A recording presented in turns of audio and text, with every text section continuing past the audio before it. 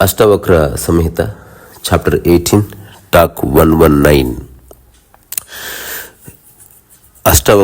అష్టావక్ర సంహితలో చెప్పిన రకరకాల సూత్రాలు, అంటే భాషల్లో చెప్పదగినవి, భాషను ఉపయోగించి చెప్పకూడనిది, అసలు ఇంతవరకు మానవ జాతిలో ఎవడు చెప్పని రకరకాల విషయాలని చెప్పాడు.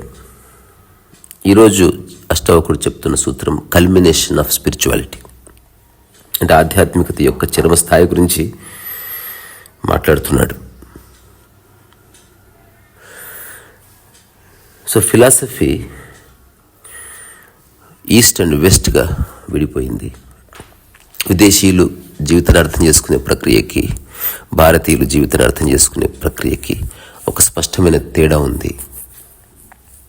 సిగ్మండ్ ఫ్రాయిడ్ లాంటి వాళ్ళు మెలకువలో మనిషి ఎట్లా ఉంటాడు అనే విషయం గురించి ఆలోచించడం పక్కన పెట్టి, కళలో ఎట్లా ఉంటాడు అనే దాని మీద మొట్టమొదటిసారి అన్వేషించడం మొదలుపెట్టాడు ఈ రీసెంట్ పాస్ట్లో.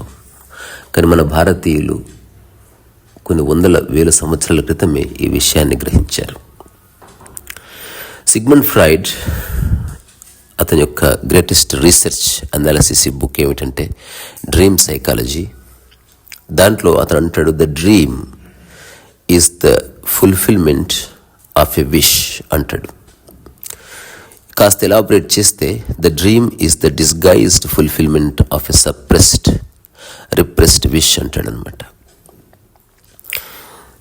అష్టావక్రుడు చెప్తున్న సూత్రం ఇంకాస్త లోతైనది.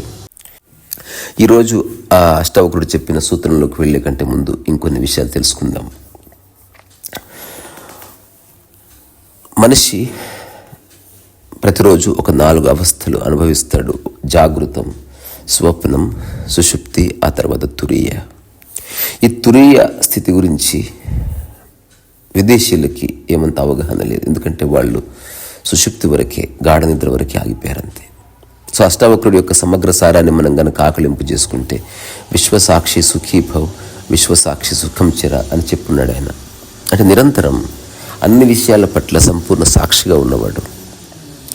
నిద్రలో కూడా తను సాక్షిగా ఉంటాడు, ఆ అనుభవాన్ని అనుభవిస్తాడు. అందుకని రియాలిటీకి, డ్రీమ్కి ఏ తేడా ఉండదు.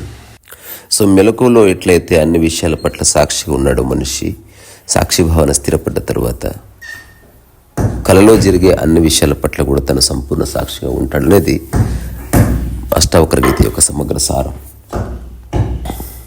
ఒక జెన్ సేయింగ్ ఉంది, జ్ఞాని నిద్రిస్తున్నప్పుడు మెలకువగా ఉంటాడు, మెలకువలో సంపూర్ణ నిద్రలో ఉంటాడని. ఒకటే విషయాన్ని రకరకాలుగా చెప్పే ప్రయత్నం చేస్తున్నారు. సో అష్టావక్రుడు చెప్తున్న ఈ సూత్రం, సుషుప్తోపి న సుషుప్తే చ స్వప్నేపి శయితో నచ జాగరేపి న జాగర్తి ధీరస్తృప్త పదే పదే. అంటే జ్ఞాని, ధీరపురుషుడైన జ్ఞాని సుషుప్తిలో కన్ను మూసి నిద్రించడు, స్వప్నంలో కూడా శయనించి ఒడలు మరవడు, జాగ్రత్తావస్థలో మేల్కొంచి ఉండడు. కనుక ఆ మహర్షి మహాసంతృప్తిగా ఉంటాడు.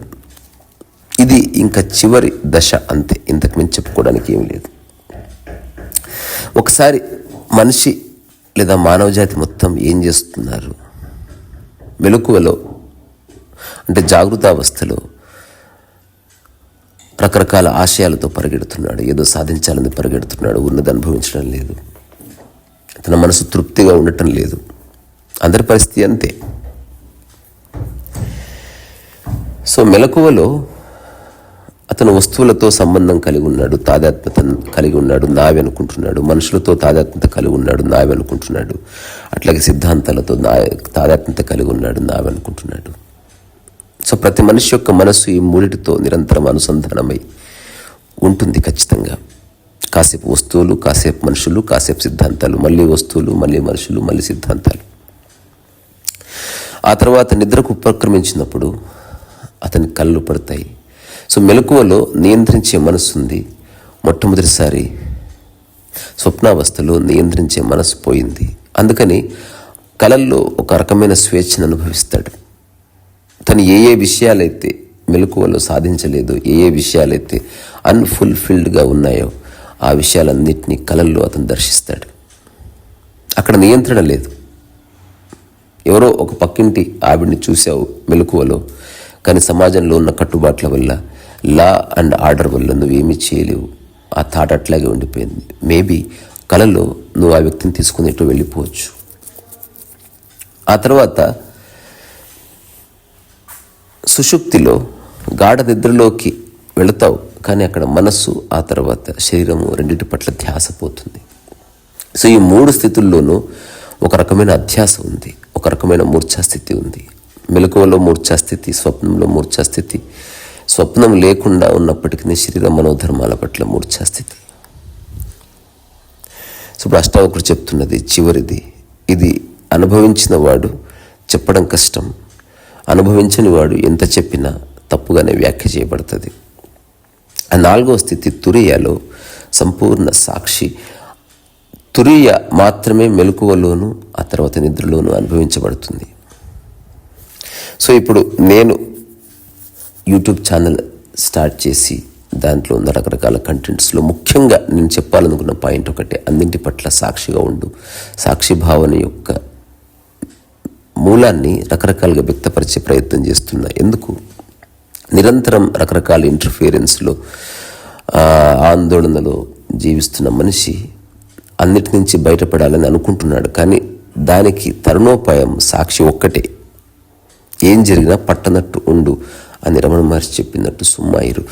ఏం జరిగినా చూడు, ఆ చూసే స్థితి నీవు తప్ప కలుగజేసుకునే స్థితి నీవు కాదు అని కొందరు చెప్పే ప్రయత్నం చేశారు.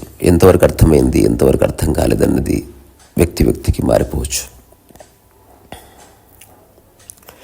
సో జాగృతిలోను, సుషుప్తిలోను, స్వప్నంలోను ఒక రకమైన అధ్యాస, కానీ తురియలో సంపూర్ణ ధ్యాస. సాక్షి అంటే నువ్వు కళ్ళు మూసుకోవడం లేదు, ఉన్నదాన్ని అతిగా ఆలోచించడం లేదు, అక్కడి నుంచి పక్కకు పారిపోవడం లేదు, ఉన్నది ఉన్నట్టుగా చూస్తున్నావు. అట్లా చూసి చూసి చూసి కలలో అయినా సరే జరుగుతున్న దాన్ని చూస్తావు, మెలకువలో కూడా జరుగుతున్న దాన్ని చూస్తావు. అట్లాగే సుషుప్తిలో గాఢ నిద్రలో పడి ఉన్న నీ మనస్సు, శరీరాన్ని చూస్తావు. అట్లా చూసే స్థితి తురియ అని అనుభవంగా తెలుస్తుంది. దీన్ని మనం రుజువు చేయలేం. నా నోట్స్ ఆఫ్ మిషన్లో దీనికి సంబంధించిన ఒక డిపిక్షన్ ఉంటుంది, డ్రాయింగ్. ఎప్పుడన్నా వీలైతే చూడండి. సో ఇప్పటి వరకు మీరెప్పుడు వినని విషయం ఇది. తురియాలో మెలకువలోను, ఆ తర్వాత నిద్రలోను తురియా స్థితియే సాక్షి. ఇది పుస్తకాల్లో దొరకని వ్యాఖ్య. అందుకని అనవసరంగా తర్కించకండి. ఒక చిన్న ప్రయోగం మీకు చెప్పి ఈరోజు ఈ కాన్వర్జేషన్ ముగిస్తా. అదేమిటంటే, ఒక వ్యక్తి ఒక ప్రయోగం చేశాడు. ఇది జపాన్లో జరిగిన ప్రయోగం. నేను 1-2-3తో చేయించాను. కానీ ఆ చేయాలన్న స్పృహ, ఓపిక ఉంటేనే దాని రిజల్ట్ మీకు తెలుస్తుంది. చేతిలో ఒక అగ్గిపుల్ల లేదా ఒక ఫ్లవర్ పట్టుకో. ఏదేమైనా, ఏ పని చేసినా దాని మీద ధ్యాస పోనీయకు. అట్లా కొంతకాలం గడిచిన తర్వాత నువ్వు భోజనం చేస్తున్నప్పుడు, బాత్రూమ్కి వెళ్ళినప్పుడు, స్నానానికి వెళ్ళినప్పుడు, ఫైట్ చేస్తున్నప్పుడు, శృంగారం చేస్తున్నప్పుడు నిరంతరం నీ దృష్టి నీ చేతిలో పట్టుకున్న ఒక ఫ్లవర్ మీద ఉంది. నిద్రలోకి వెళుతున్నప్పుడు కూడా, నిద్రలోకి జారుకుంటున్నప్పుడు కూడా ఆ ఫ్లవర్ని నీ చేతిలో పట్టుకో. అన్నింటిలోనూ ఫ్లవర్ అనేది ఒక ముఖ్య భూమిక పోషిస్తుంది. ఇలా కొంతకాలం చేసిన తర్వాత మనిషి జాగ్రత్తావస్థ నుంచి నిద్రించి స్వప్నావస్థలోకి ఎంటర్ అయినప్పుడు కూడా ఒకవేళ కల పడితే ఆ కలలో ఆ వ్యక్తి ఫ్లవర్ పట్టుకొని ఉంటాడు. తద్వారా తన సంపూర్ణ ధ్యాస కలలో కూడా ఆ ఫ్లవర్ మీద ఉంటుంది. ఆ తర్వాత సుషుప్తిలోకి ఎంటర్ అయిన తర్వాత కూడా తన శరీరాన్ని, తన మనస్సుని, అట్లాగే ఆ ఫ్లవర్ని అతను చూస్తాడు. సో నిరంతరం ఈ చూసే స్థితి కొనసాగుతుంది అని ఓన్లీ భారతీయ ఆధ్యాత్మికవేత్తలు మాత్రమే దాన్ని రూఢిగా చెప్పగలిగారు. ఎందుకంటే అన్వేషణ నియమాలకు లోబడి ఉన్నంత వరకు ఈ చిన్న అనుభవం కలగదు. ఎక్కడైతే డూస్ అండ్ డోంట్స్ మాత్రమే ఉన్నాయో స్పిరిచువాలిటీలో, అట్లాంటి వాళ్ళకి ఇది అర్థమయ్యే అవకాశం లేదు. సో అందుకే అష్టావక్రుడు చెప్తాడు, సుప్తోపి న సుషుప్తేచ స్వప్నేపి శయితోనచ జాగరేపి నా జాగర్తి ధీర స్తృప్త పదే పదే. ఆయనకు అన్ని అవస్థలు సమానం. నిద్ర లేదు, జాగరణ లేదు, స్వప్నము లేదు, సుషుప్తి లేదు. సో అదంతా నీ మనస్సు కేంద్రంగా జరుగుతున్న ఒక లీల.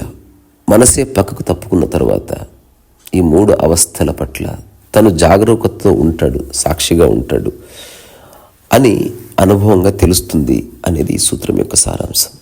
నాకు తెలిసి అష్టావక్ర సంహిత యొక్క చరమస్థాయి ఇది. ఆ తర్వాత అష్టావక్రుడు 2, 3, 10 సూత్రాలు చెప్పినప్పటికీ ఆ తర్వాత జనకుడు తను ఏమైతే విని ఆకలింపు చేసుకున్న విషయాల్ని కొంత చెప్పవచ్చు. బట్ సాక్షి భావనకు సంబంధించినటువంటి అల్టిమేట్ రియలైజేషన్ ఇది.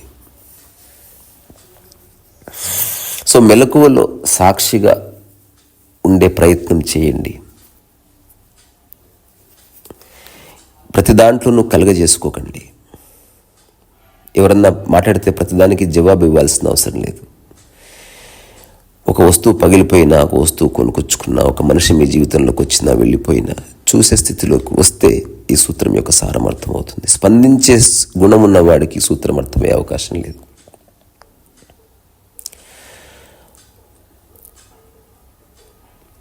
ఈ సూత్రాన్ని పరిపూర్ణంగా అనుభవించిన వాడు రమణ మహర్షి. అంటే అష్టావక్ర సంహిత యొక్క ప్రతి సూత్రం ఒకవేళ ఎవరైనా ఒక మనిషి మీద అప్లై చేసి చూడవచ్చు అంటే రమణ మహర్షి. అంటే నా వరకు నాకు అన్ని పనులు చేయి, నిష్కామ కర్మ, ఏం జరిగినా చూడు, సాక్షి, అంతకుమించి తెలుసుకోవాల్సింది ఏమీ లేదు. ఆధ్యాత్మిక పరంగా ప్రపంచంలో తెలుసుకోవాల్సినవి అనంతంగా ఉన్నాయి. You have to know many things, you have to do many things, you have to prove many points in order to. కానీ నువ్వు నిజంగా ఆనందంగా ఉండాలనుకుంటే, నిజంగా జీవితం యొక్క మూలాన్ని అర్థం చేసుకోవాలనుకుంటే మాత్రం అష్టావక్రుడు చెప్పిన ఒక్క దారి మాత్రమే ఉపయోగపడుతుంది, మిగతావి ఉపయోగపడవు అనేది సారాంశం. సో ఇక్కడి నుంచే మీ అందరికీ శిరస్సు ఉంచి నమస్కారం చేస్తున్నా. శ్రీ సరస్వతి.